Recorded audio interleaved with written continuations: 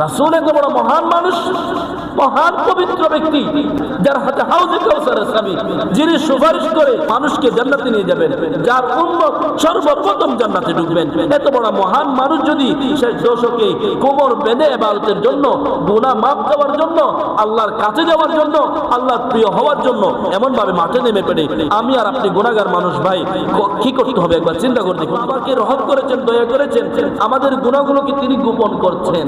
যদি বিষয়টা এমন হইতো, আমাদের গুনাহগুলোকে আল্লাহ পাক প্রকাশ করে দিচ্ছেন।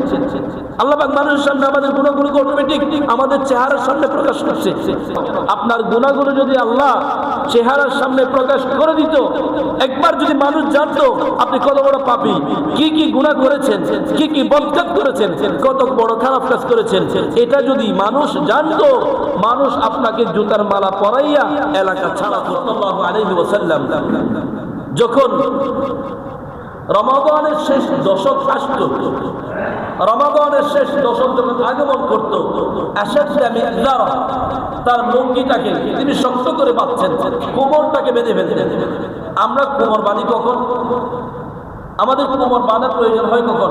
যখন আমরা কোনো কাজকে টার্গেট করি, এই কাজ আমি করেই ছাড়বো, এই কাজ যতক্ষণ পর্যন্ত না শেষ হচ্ছে ততক্ষণ পর্যন্ত আমি এখান থেকে দূরে যাবো না।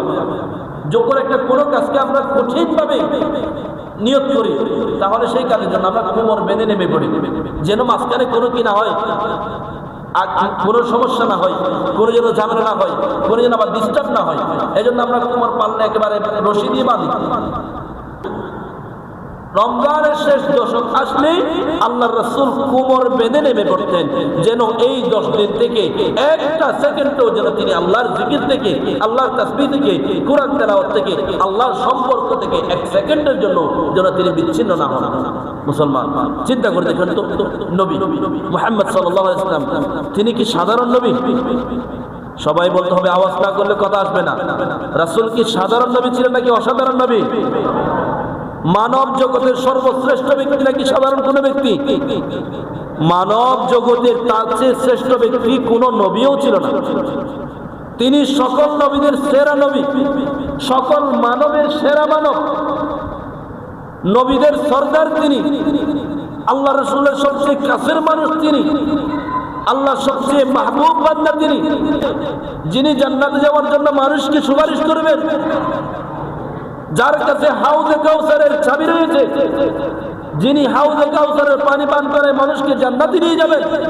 এত বড় মহামানব, এত বড় নবী, এত বড় বান্দা, এত বড় পয়গম্বর, তিনি যদি এই শেষ দশকে আল্লাহর কাছ থেকে ক্ষমা পাওয়ার জন্য, আল্লাহর কাছে যাওয়ার জন্য, আল্লাহর প্রিয় হওয়ার জন্য এভাবেই মাঠে নেমে পড়ে, কোমর বেঁধে মাঠে নেমে পড়ে ইবাদতের জন্য, আমি আর আপনি গুনাহগার মানুষের কি করা দরকার? বান্দা চিন্তা করে দেখুন, একবার চিন্তা করে দেখুন, তিনি এই শেষ দশকে যদি কোমর বেঁধে নেমে পড়েন, এত বড় মহান মানুষ, আর আমি আর আপনি তোড়া ভাড়া মানুষ, রাত দিন গুনায় ব্যস্ত থাকি, 24 ঘন্টা গুনায় ব্যস্ত থাকি। গুনার চোখ বন্ধ করলে, আমি বারবার বলি, আমরা যখন চোখ বন্ধ করে নিজের গুনার যদি একটু তাকাই, আমাদের গুনাহ যদি মানুষের সামনে প্রকাশিত হয়ে যেত, আল্লাহ আমাকে রহম করেছেন, দয়া করেছেন, আমাদের গুনাহগুলোকে তিনি গোপন করছেন।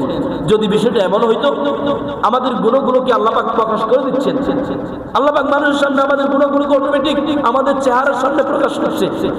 আপনার গুনাহগুলো যদি আল্লাহ চেহারার সামনে প্রকাশ করে দিত, একবার যদি মানুষ জানতো আপনি কত বড় পাপী, কি কি গুনাহ করেছেন, কি কি বদকাজ করেছেন, কত বড় খারাপ কাজ করেছেন, এটা যদি মানুষ জানতো, মানুষ আপনাকে জুতার মালা পরাইয়া এলাকা ছাড়া করতো কিনা?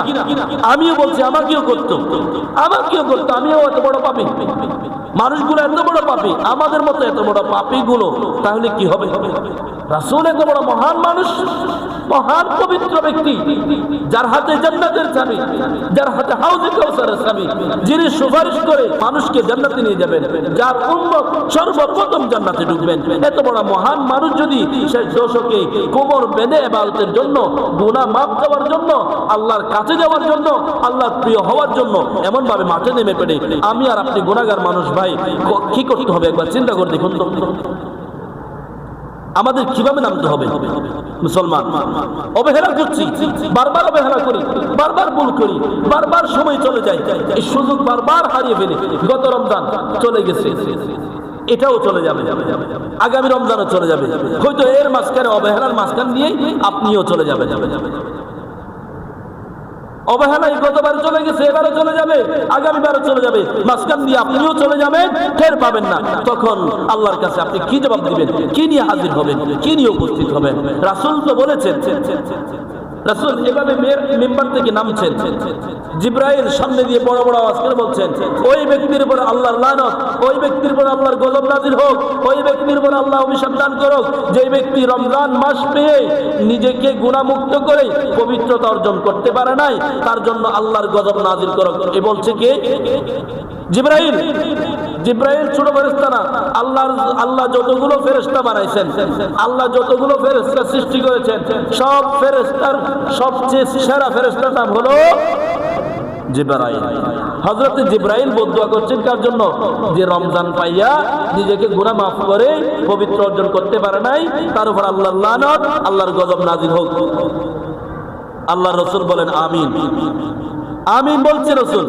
চিন্তা করে দেখেন আমরা কতটুকু নিজের গুনাহগুলো ক্ষমা করতে পেরেছি, চোখের পানি কতবার ঝাড়তে পেরেছি, রমজানে সেহরির সময় উঠে আল্লাহর কাছে কতবার গুনাহ ক্ষমা চেয়েছি, কতবার চোখের পানি কত ফুটা ফেলতে পেরেছি, কতবার হাত তুলে চিল্লাচিল্লি করে আল্লাহকে বলেছি, মালিক তুমি গুনাহ মাফ না করলে আমি তো রাসূলের গজবে শামিল হয়ে যাব, আমি বড় গুনাহগার মানুষ, এই সময়ে গুনাহ মাফ না করলে, আপনি মাফ না করলে কেই বা আমার গুনাহ মাফ করবে?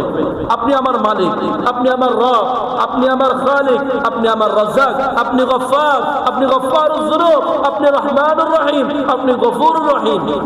কান্নাকাটি করে কতবার বলেছি, চিন্তা করে দেখুন। এভাবে যদি অবহেলায় হেলায় দোলায় রমজানটাও যদি চলে যায়, তাহলে সেই ব্যক্তির মধ্যে আপনি শামিল হয়ে যাবেন যে ব্যক্তির জন্য জিবরাইল বদদুয়া করেছেন। নাউযুবিল্লাহ বলেন না? বড় করে বলেন না নাউযুবিল্লাহ? সবাই বলেন, বড় করে বলেন নাউযুবিল্লাহ। চিন্তা করে দেখুন ভাই, চলে যাবে।